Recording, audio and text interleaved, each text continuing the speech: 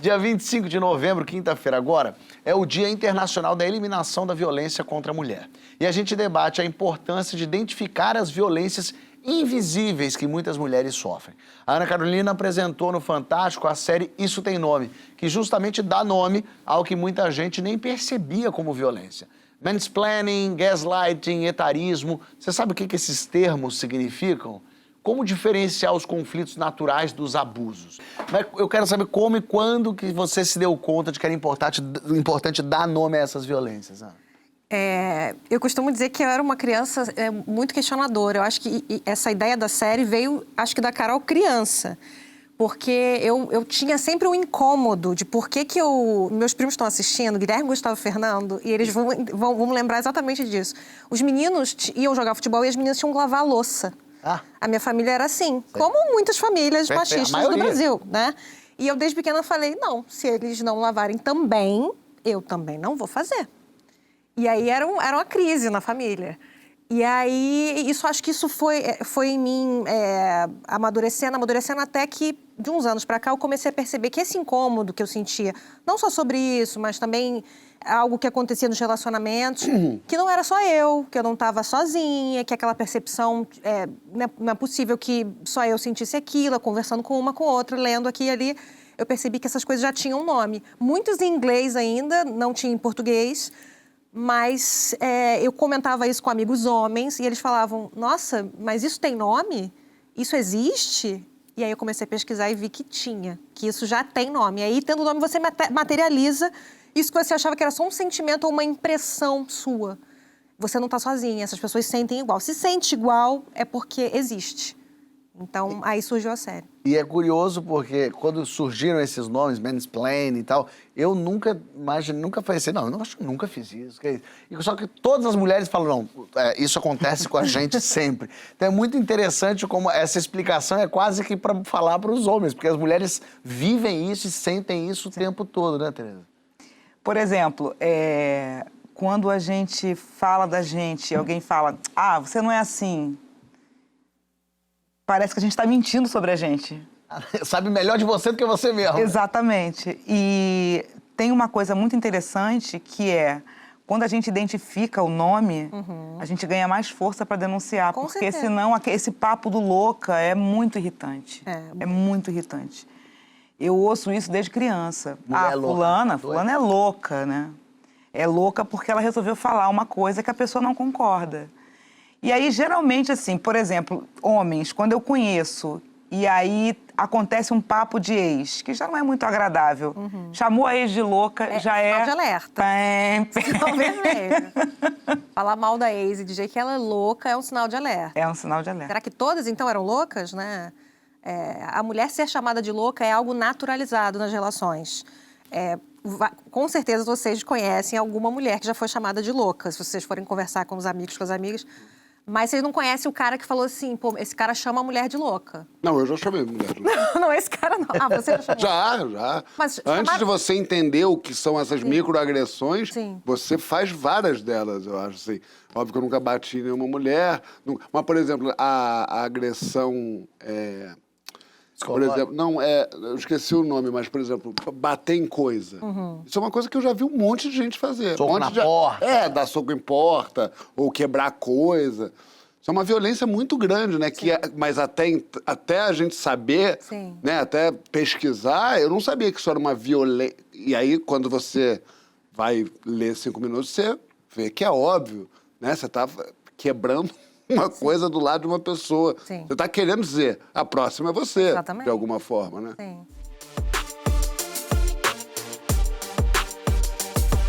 Eu acho muito feliz o nome da série. Isso tem nome. Porque, como o João estava falando também, eu acho que todo mundo da nossa geração, né, Fábio, assim, a gente cresceu tomando como naturais um conjunto de práticas que não são práticas de violência evidente, que tem como objeto o corpo do outro, né? Que são práticas reconhecidas como violentas pela sociedade, mesmo que esse reconhecimento andasse a par de uma vista grossa, de uma não punição em instâncias mais altas, né?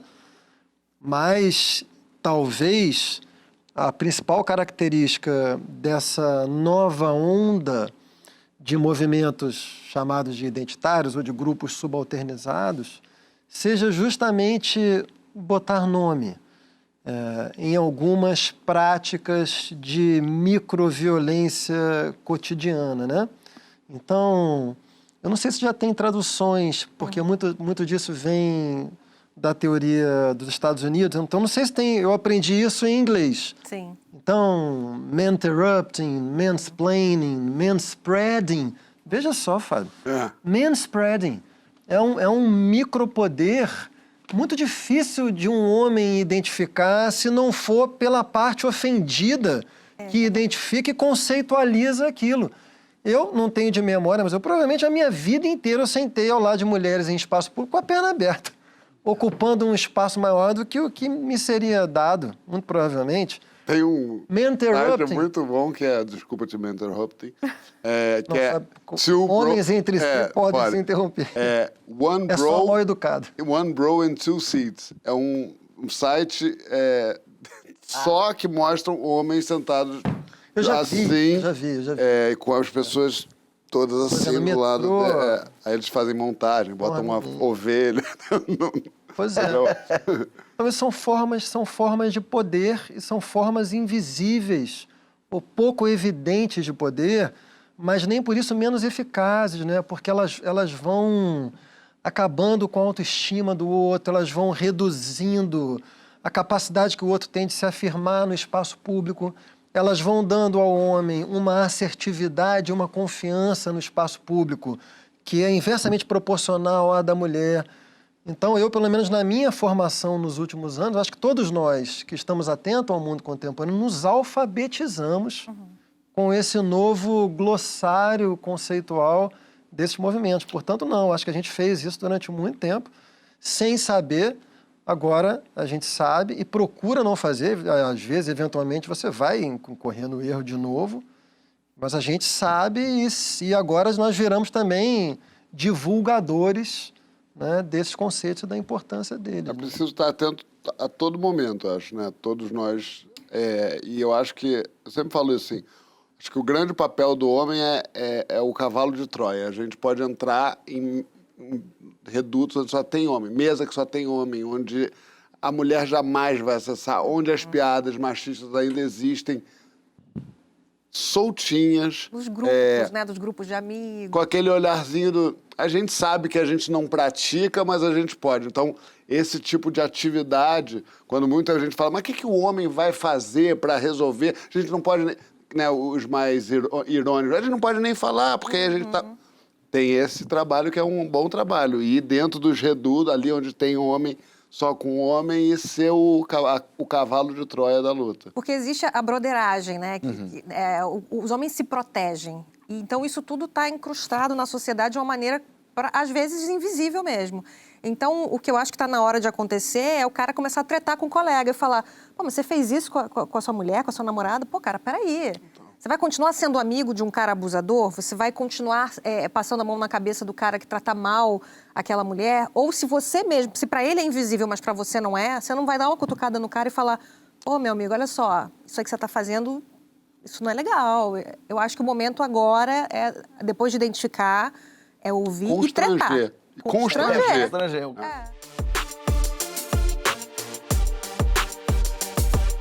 Imagino eu que muitas mulheres devam ter ouvido isso também pela primeira vez e pensado, acontece comigo. Então, peraí, então eu não sou louca mesmo? Você já deve ter ouvido muita resposta de mulher que, graças a esse entendimento, consegue agora se posicionar. Fábio, eu nunca recebi tanta mensagem na minha vida. Nunca.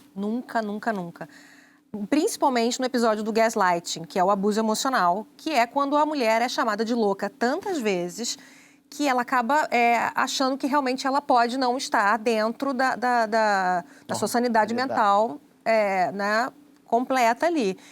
E a nossa personagem fala de uma maneira tão bem explicada o processo, porque não é você chamar numa briga, numa discussão, pô, você tá louca. Não é isso, é algo contínuo, é algo que se repete. Porque senão fica parecendo que também qualquer coisa do dia a dia pode ser abuso. Tem que saber diferenciar. Eu acho que estudar sobre isso e se educar sobre isso é importante justamente para saber o que é uma coisa normal do dia a dia e o que é um comportamento completamente abusivo, que é diferente. Ele é duradouro, ele é longo, ele deixa uma mulher doente. Então, muitas dessas mulheres entraram em contato falando, poxa, obrigada, foi a primeira vez que eu ouvi falar disso, eu passo por isso há anos, ou eu estou saindo disso agora e isso me deu força, ouvi outra pessoa falando. Eu acho que isso, assim, eu sempre falava para minha equipe, assim, se a gente conseguir fazer isso com uma mulher, para mim já valeu. Agora, essa naturalização também por parte de muitas mulheres que mas homem é assim. Né? Homem faz essas coisas mesmo, mano, não tem... Como mudar isso também na cabeça das mulheres? Tá tão introjetado na sociedade que tá introjetado inclusive nas mulheres, né? Sim, eu acho que eu fui criada assim. Se eu soubesse de certas coisas quando eu tinha 20, 26, eu não teria passado por vários relacionamentos que eu passei. Eu teria parado na metade, eu teria dito, não, isso aí não é pra mim. Mas a mulher, quando ela não tem a informação, ela tá no escuro, ela acaba entrando numas roubadas, porque ela não sabe como sair. Para ela aquilo é normal. As pessoas da família, os amigos falam, homem é assim mesmo, tem coisa que você tem que engolir, os homens são assim, se você não engolir, você não vai ficar com ninguém. As mulheres, elas crescem ouvindo essas coisas, pelo menos as da minha geração e as para trás. E quando você sabe que essas coisas existem, você começa a ter relações melhores, eu acho. Você se relaciona com homens que estão a fim de aprender, que estão a fim de ouvir, de discutir isso. E eu acho que existe muita gente que está a fim de aprender e de ter um outro tipo de relacionamento. Porque existe uma relação de poder entre homens e mulheres que é da sociedade. E quando você identifica essas pequenas coisas que fazem muito mal para as mulheres, porque a vida é muito mais difícil para as mulheres, né? Nem cabelo branco em paz ela pode ter. Os homens têm e ficam charmosos, maravilhosos. Né? Eu fiquei péssimo. Mas é só um negócio que tá me doendo. Eu nunca pensei em ter os meus cabelos brancos quando eles começaram a vir, que eu tenho desde os 18 anos. Mas isso nunca foi nenhuma escolha, não tinha essa escolha. Então, às vezes, é isso que eu queria dizer. A mulher nem tem escolha, ou ela nem sabe que tem escolha. Ela acha que essas coisas ruins são assim mesmo, tem que aguentar. Mas pode não ser assim. Pode não ser assim. E tem uma coisa também de parecer que, não, quem faz isso é um desconhecido, uma pessoa de fora, quando na verdade é o que você está falando, você foi criado assim, ou seja, fazer assim com você a sua família, as pessoas próximas a você, né? Sim. A mulher sente isso do melhor amigo, do pai, do irmão, entender também e como se posicionar com pessoas que a gente ama e fazê-las entenderem que elas também estão criadas nesse lugar, né? Eu olho muita coisa, olhando para trás, assim, e é difícil também, muita terapia. Você identificar ali, aquilo ali que eu achava legal, nossa, olha onde que me levou. E aquilo ali, hoje eu acho que não rola mais. Então, você vê coisas, e também coisas que eu fiz também, que eu permiti, que eu fiz, que eu reproduzi. Porque a gente, mulher, reproduz, a sociedade é machista. A gente reproduz também, às vezes. Coisas que eu não gostaria de fazer de novo. Mas as mulheres são, claro, muito mais vítimas desses comportamentos. Então, tem coisas que realmente acho que serviram para mostrar que agora isso tem nome e que eu não quero repetir, quero que outras mulheres não repitam também. Gente, essa força conservadora, no samba, por exemplo, tem sambas que, como muitos sambas foram feitos por homens com dor de cotovelo, a gente é muito demonizada, né? A mulher é o demônio, é pecadora, é leviana, etc. e tal. Mas tem sambas que não dá para cantar mais. Muitos, né? Não dá. E aí existe uma guerra entre pessoas, inclusive, que não são pessoas conservadoras, não são pessoas direitosas. São pessoas simplesmente que não querem, tem uma comodidade. Essa modernidade que você falou, quando chega no samba, eu não sei como explicar para um homem que eu não tenho que cantar. Se essa mulher fosse minha, eu tirava do samba já, dava uma surra nela, que ela gritava, chega. Eu preciso explicar que eu não posso mais cantar essa música? Mas ele defende por quê? Porque isso é minha tradição? Não pode. Isso foi feito por gente da antiga. Então, assim, eu tive muitos embates com pessoas que aquela coisa, né? Coisas que aborrecem muitas vezes acontecem por amor. Pessoas que eu gosto, mas que aí fala, não, mas você não pode falar do samba do Noel, você não pode falar do samba do Cartola. Por que eu não posso? Não, porque o Noel, o Cartola, tudo bem. Eles não são a personificação do machismo e do homem escroto. Mas era normal na idade, né? No tempo deles, eles não percebiam essas coisas. Então tem letras que são muito violentas, muito violentas. Tem uma que é onde já se viu bater em mulher que não é sua. Exatamente. Como é que é essa? Sabe qual era? Você parece uma macaquinha, não sei o que, ela bateu na mulher, jogou a mulher na pia. Não, Isso tem é do muito. Germano Matias. Isso. E às vezes até cantado por mulheres, né, Tereza? Sim, Faixa amarela, a gente por exemplo, canta- é Jovelina. A gente E canta se ela que nem... vacilar, vou dar um castigo nela, vou lhe dar uma banda de frente, quebrar 5 dentes, mais 4 costelas. Que louco. O Zeca, acho que ele nem canta mais essa música do Luiz Grande. Mas, assim, tem umas... Isso aí é muito violento. Esse argumento assim, mas é os caras da antiga, sim, mas o público é o da atual. Sim. Então não adianta você pegar, tudo bem que era da antiga, já foi, já passou, Sim. já foi Vamos feito. pegar coisa boa, vamos deixar as coisas só boas. Aliás, tem tanto sucesso assim, mas que não tem um samba bom antigo. Só tem samba violento. Ao contrário, só tem samba bom. Então vamos falar os bons. Olha aqui, a gente tem em parceria com a ONU Mulheres, TV Globo, Sport TV, está lançando a nova fase da campanha de combate à violência contra a mulher. Eu fiz, hein? Fez? Fiz. Olha aí, o Vendo a foco campanha. agora é chamar nós, homens, para essa conversa. No próximo dia 25, o GNT também vai exibir o documentário Isso Tem Nome e lançar o vídeo manifesto da campanha com a participação do nosso João Vicente, Manuel Soares, Alex Escobar e do meu amigo Paulo Vieira.